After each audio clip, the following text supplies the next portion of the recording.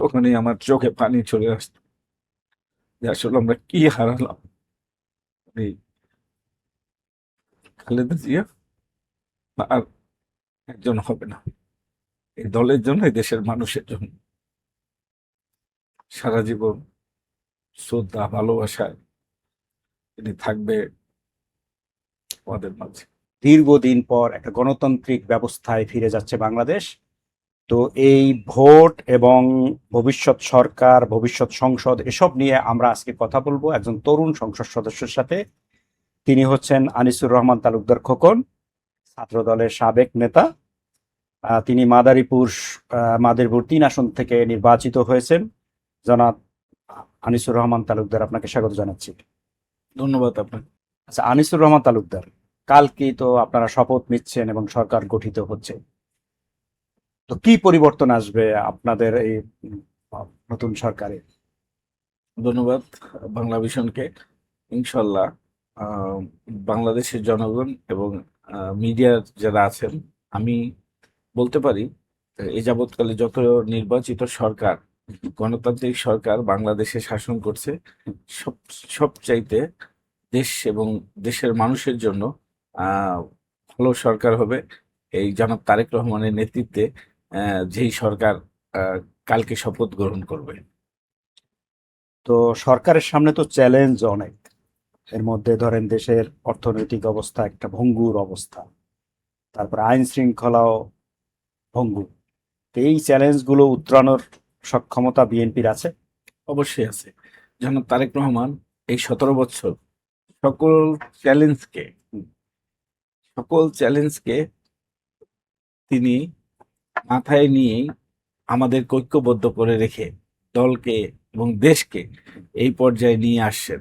আমি আশা করি সে দেশের মানুষের আস্থা এবং দলীয় নেতাকর্মীদের আস্থায় থেকে যেভাবে আমাদেরকে নেতৃত্ব দিয়ে সে আমাদের সকলকে ঐক্যবদ্ধ করে রেখেছে, আশা করি দেশ পরিচালনার ক্ষেত্রেও সে তার সঠিক নেতৃত্বে তাদের যে মন্ত্রিসভা হবে তার যে দক্ষ এবং আহ, নেতৃত্বের যে আহ, আমরা নেতৃত্বের যে তার আহ, অগ্রগতি দেখি, ইনশাল্লাহ আমি মনে করি অবশ্যই দেশকে তিনি এগিয়ে নিয়ে যেতে পারবেন।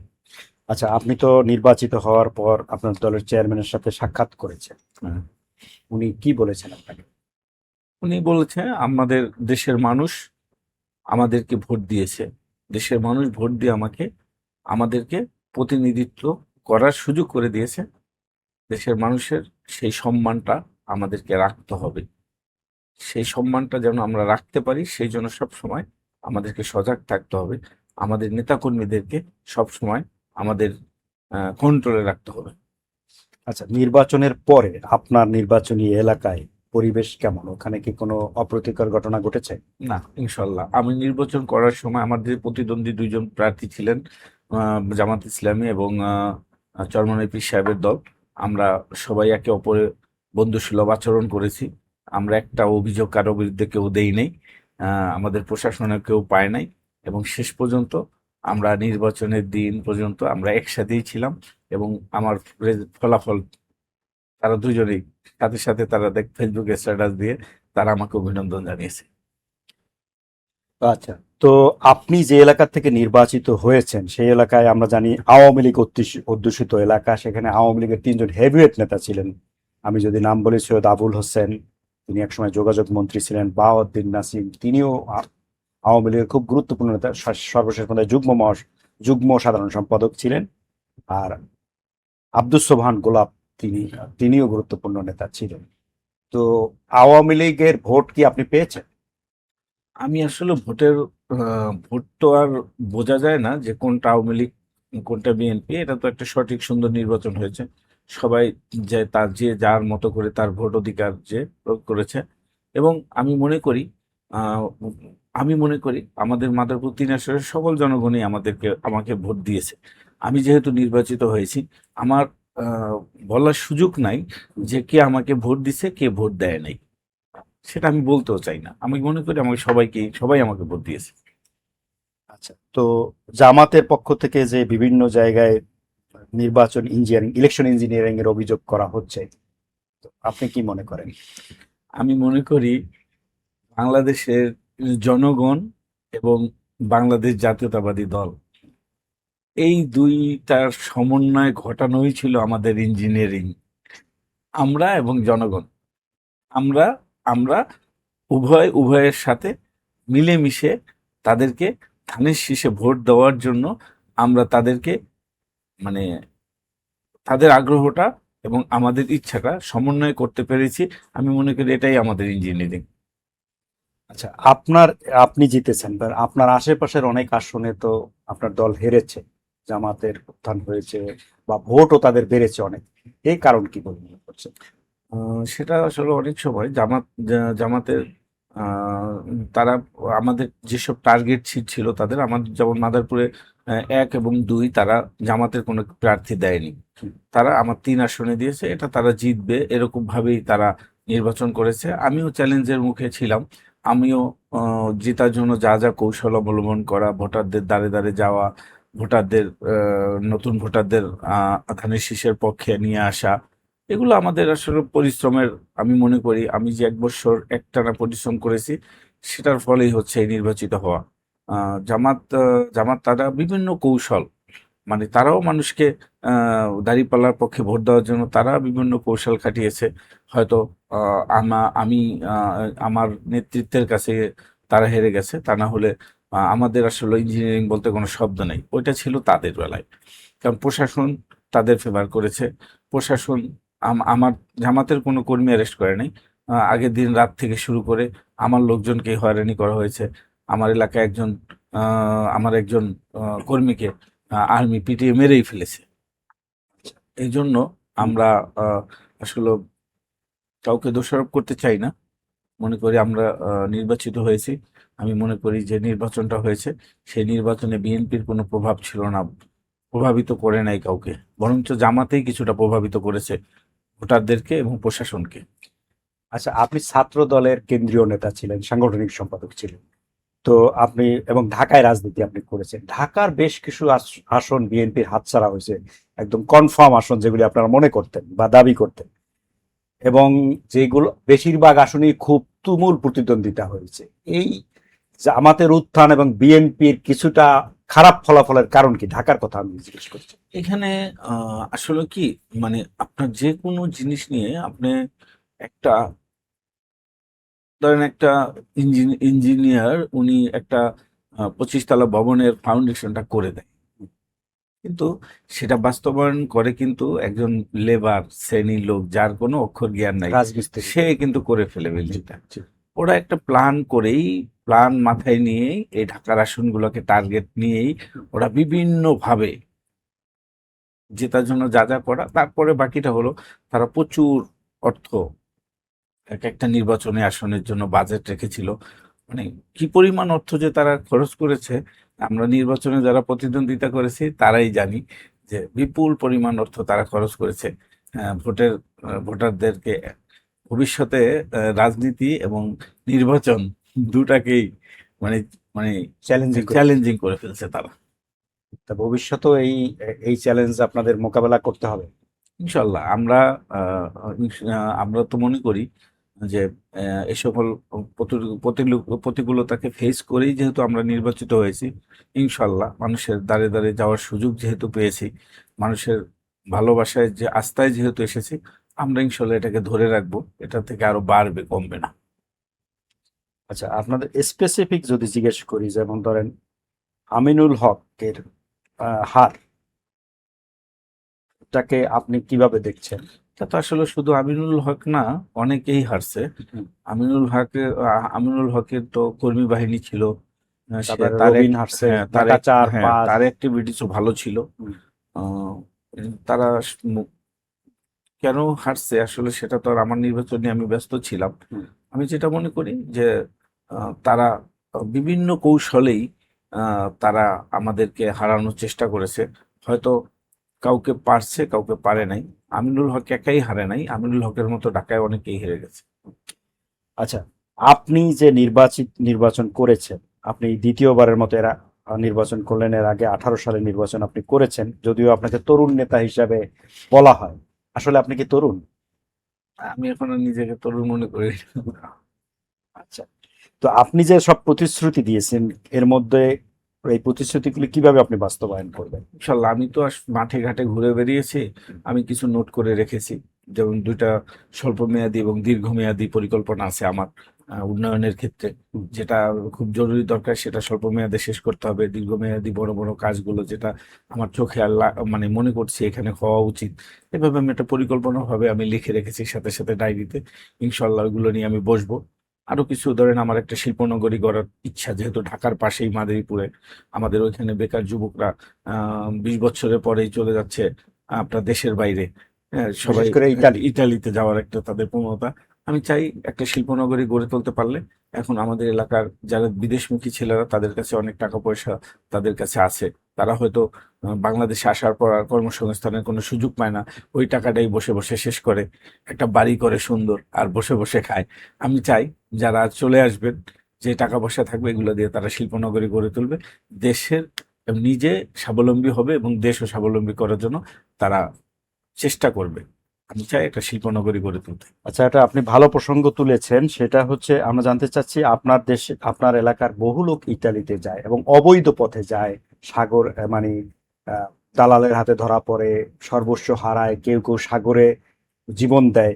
তো এই পরিস্থিতি পরিবর্তনের আপনি কোনো উদ্যোগ নেবেন কিনা? অবশ্যই, এই যে আমি তো সেই কথাটাই আপনাকে বললাম, জি। যে আমরা যে 20 লাখ টাকা দিয়ে যে সেই ইটালি যাচ্ছে জীবনের মায়া ত্যাগ করে, যে বাবা তার সন্তানকে এভাবে বিদেশে পাঠাচ্ছে, আমরা যদি কর্মসংস্থানের ব্যবস্থা করতে পারি এবং শিল্পের দিকে, ছোটখাটো শিল্পের দিকে যদি আমাদের সেই যুবকদেরকে আমরা যদি কাজে লাগাতে পারি, গভর্নমেন্ট যদি তাদেরকে একটু সহযোগিতা করে, তাহলে আমি মনে করি তারা তারা যে পরিশ্রমটা দেশের বাইরে যেয়ে করছে, বাংলাদেশে বসে সেই পরিমাণ অর্থ ইনকাম করতে পারবে, নিজেও স্বাবলম্বী হবে, দেশকেও স্বাবলম্বী করার জন্য তারা একটা সহযোগিতা রাখতে পারবে, ভূমিকা রাখতে পারবে।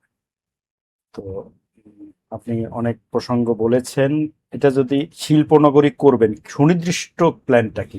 সুনির্দিষ্ট প্ল্যান আমাদের ওখানে বিসিক শিল্পনগরী আছে। আচ্ছা, হ্যাঁ, আমরা ওইখানে সব একটা জেলায় আছে হ্যাঁ, কিন্তু বেশিরভাগই কার্যক্রম। হ্যাঁ ওইটা একটা আমাদের এখানে নতুন একটা শিল্পনগরী আবার হয়েছে। হুম। আমরা সেটা যে প্লট গুলো বরাদ্দ হয়েছে সেটা আমরা যারা ছোটখাটো শিল্পে বর্তমানে আছে তাদেরকে আমরা ওইখানে ইনভেস্ট করার জন্য আমরা তাদেরকে প্রভাবিত করব এবং সরকার থেকে তাদের একটা সহযোগিতা দিবে, যেন তারা সরকার এবং ব্যক্তি দুজনের সহযোগিতায় তারা শিল্পের দিকে মানে প্রোডাকশনের দিকে আগ্রহী হয়ে কাজের দিকে ঝুঁকে যায়।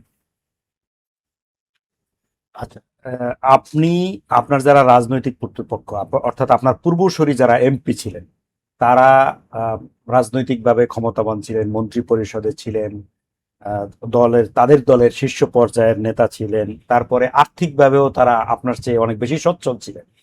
তো ইটস আ বিগ চ্যালেঞ্জ, এটা আপনি কিভাবে উত্তরণ করবেন? হুম, নির্বাচন করতে আসলে কত বড় নেতা, কত টাকার মালিক, আমি মনে করি সেটা বড় না। নির্বাচনটা হচ্ছে আপনাকে, আপনার নির্বাচিত এলাকার মানুষ কতটা আপনাকে গ্রহণ করলো, কিভাবে আপনাকে নিল, আর এবং কোন দল থেকে আপনি নির্বাচন করছেন, সেটাই হলো ফ্যাক্ট। মানুষের, আপনার প্রতি মানুষের একটা ভালো ভালো একটা ধারণা থাকতে হবে যে হ্যাঁ ভালো। আচ্ছা, সেই ধারণাটা থাকলে আপনি এমনি আপনি 30% আগাই থাকবেন। তারপরে যে দলের একটা নমিনেশনের ব্যাপার থাকে, দল থেকে নির্বাচন করে, টাকা আসলে নির্বাচনে ফ্যাক্ট না। টাকা নির্বাচন আপনি যদি যোগ্য প্রার্থী হয় আর যদি ভালো দল হয় তাহলে মানুষই নির্বাচন করে দেয়। না, সেক্ষেত্রে ধরেন উন্নয়নের, যে আপনি একজন এমপি, ওনারা মন্ত্রী ছিলেন, গুরুত্বপূর্ণ মন্ত্রণালয়ের মন্ত্রী ছিলেন, তাদের তো ক্ষমতা একজন এমপির চেয়ে বেশি ছিল। দিন আপনার যখন টেনিউর শেষে, আপনার মেয়াদ শেষে, তো ওই মূল্যায়ন হবে যে ওনারা কি কাজ করেছেন, ডেভেলপমেন্ট আপনি কি করেছেন, এটা মূল্যায়ন হবে না? আপনি এটা অবশ্যই আমি আমি আমার আমার যে পরিকল্পনা এবং আমার মানুষের সাথে যে সম্পর্ক, সেটা হয়তো হয়তো তাদের সাথে আমার যাবে না, জি। বা তারা, আমি যতটা মানুষের কাছে যেতে পারছি হুম। ওই সময় হয়তো তাদের হয় নাই, জি। বা তারা যাওয়ার ইচ্ছাও নাই। জি। তা আমার মানে আমার যেখানে প্লাস হচ্ছে মানুষের সাথে আমার সম্পর্কটা হচ্ছে ব্যক্তিগত জায়গায়। ব্যক্তিগত জায়গায়। তারা দলীয়ভাবে তারা কোথাও হয়তো সভা সমাবেশ করতে গেলে তাদের সাথে দেখা হতো। আমি মনে করি আমার যে জায়গাটা আছে, আমি ব্যক্তির সাথে সম্পর্ক যখন আমি ডেভেলপ করতে পারবো, তখন আমার দলের পাশাপাশি ব্যক্তির সম্পর্কেও গুরুত্ব দিয়ে মানুষ ভবিষ্যতে আমাকে সহযোগিতা করবে। আর আমি একটা ইয়াং মানুষ, আমি তো চাবই আমি বিভিন্ন জায়গায় ঘুরে ঘুরে উন্নয়নের যে সকল ফান্ড, গভর্নমেন্টের যতগুলো অর্গানাইজেশন আছে, সব জায়গা থেকে আমি হেল্প নিয়ে আমার এলাকায় আমি ডেভেলপ করে মানুষের পাশে থাকার চেষ্টা করব। আচ্ছা, আপনি তো যেটা বলছিলাম যে আপনি তো আওয়ামী লীগের 17 বছর অন্যতম টার্গেট ছিলেন ওই অঞ্চলের নেতাদের মধ্যে। তো সেই সময়গুলো আপনি কিভাবে পার করছেন, একটু ছোট করে যদি বলেন। আসলে একটা যুদ্ধের মধ্যেই আমাদের সময়টা গেছে। আপনারা জানেন আমি গুম ছিলাম, আমার পরিবার, আমার সহযোদ্ধা, রাজনীতি, জিয়ার আদর্শের পরিবার, সকল মানুষগুলোর সাথেই আমার একটা নিবিড় সম্পর্ক। ওই সময়গুলো আসলে মনে পড়লে, এই যে নির্বাচিত হয়েছি, মানে কি হব, এটা নিয়ে আসলে আমাদের মুখে হাসি থাকে না। আমাদের যে সকল সহযোদ্ধারা এখনো ফিরে আসে নাই, গুম হয়ে আছে, তাদের পরিবার, যারা শহীদ হয়েছে তাদের পরিবার, যারা পঙ্গু হয়েছে তাদের পরিবার, এই যে লাখ লাখ নির্যাতিত মানুষ, আমরা তাদের মুখে কিভাবে হাসি ফোটাবো? তারা যদি না হাসে, তাদের মুখে যদি হাসি না থাকে, তাহলে আমাদের হাসির কোনো দাম থাকবে না। আগে তাদের মুখে হাসি ফোটাতে হবে। এই নির্যাতিত মানুষগুলোকে কিভাবে আমরা, তার পরিবারকে কতটা সাপোর্ট দিতে পারবো, কত রাস্তায় তারা আমাদেরকে নিবে, সেটার উপরে নির্ভর করবে আমাদের আগামী দিনের সহজ পথ চলাটা। সহজ হবে না, কঠিন। আমি মনে করি আমরা যে যে অবস্থায় আছি, এই দলের নেতা, আমরা যেন সবাই পাশে যে নির্যাতিত পরিবারটা আছে, সেটার দিকে যেন আগে খেয়াল রাখি। তারা যদি হাসে, তাহলে দল হাসবে, বাংলাদেশ হাসবে। এটাই। আপনি কতদিন গুম ছিলেন? 3 মাস 17 দিন। কোথায় ছিলেন? এটা তো বলা যাবে না, তো ফুল টাইমে তো চোখ বাঁধা থাকে, বলতে পারবো। আচ্ছা, আপনাদের দলের নেত্রী বেগম খালেদা জিয়া অল্প কিছুদিন আগে প্রয়াত হয়েছেন। আমরা জানি আপনি তার স্নেহভাজন ছিলেন। তো ওনার সাথে কোনো স্মৃতি একটা যদি বলেন ছোট করে। আসলে ওনার সাথে অনেকেই কথা বলতো না, কিন্তু মায়ের সাথে যেইভাবে অধিকার খাটাই কথা বলতো, সব সময় আমি এইভাবেই কথা বলতাম। একদিন একটা খাবার টেবিলে খাবার ওনার সাথে ডিনারের সময়, দেশের বাইরে সৌদিতে বসে, আমি একটা টেবিল মানে ফাঁকা রেখে বসেছিলাম। শুধু ম্যাডাম আমার দিকে চোখে দিক তাকায় শুধু একবার বললো যে, তুমি এই টেবিল চেয়ারটা কেন ফাঁকা রেখে বসছো, কাছে এসে বসো। আজকে তোমাকে আমি তুলে দেবো, তুমি খাবার, তুমি সবচাইতে বেশি কষ্ট করেছো, অনেক কষ্ট করছো তুমি। এই যে কথাটা, এই কথাটাই মানে আমার মনে হয় আমার মা আমাকে বলছে, মায়ের যে একটা ভালোবাসা, সেই ভালোবাসার জায়গাটায় আমাদেরকে তিনি রেখেছিল। আমরা নির্বাচন করেছি, কিন্তু সত্যি উম, উনি, ওনার কথা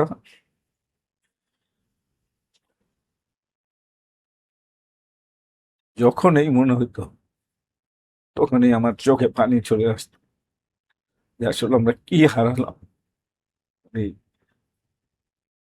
খালেদা জিয়া আর একজন হবে না, এই দলের জন্য, এই দেশের মানুষের জন্য সারা জীবন শ্রদ্ধা ভালোবাসায় তিনি থাকবে আমাদের মাঝে। ধন্যবাদ জনাব আনিসুর রহমান তালুকদার খোকন। আপনার সুস্বাস্থ্য এবং সাফল্য কামনা করছি। আপনার এলাকার মানুষের জন্য শান্তি এবং উন্নতি কামনা করছি। সুপ্রিয় দর্শক, আপনাদেরকে ধন্যবাদ জানিয়ে আজকের মতো আলোচনা শেষ করছি। আমাদের সঙ্গে ছিলেন আনিসুর রহমান তালুকদার খোকন, নবীন এমপি। তো আবার কোনো বিশিষ্টজনকে নিয়ে আপনাদের মুখোমুখি হব। সে পর্যন্ত সবাই ভালো থাকবেন এবং বাংলা ভিশনের সঙ্গেই থাকবেন আশা করছি।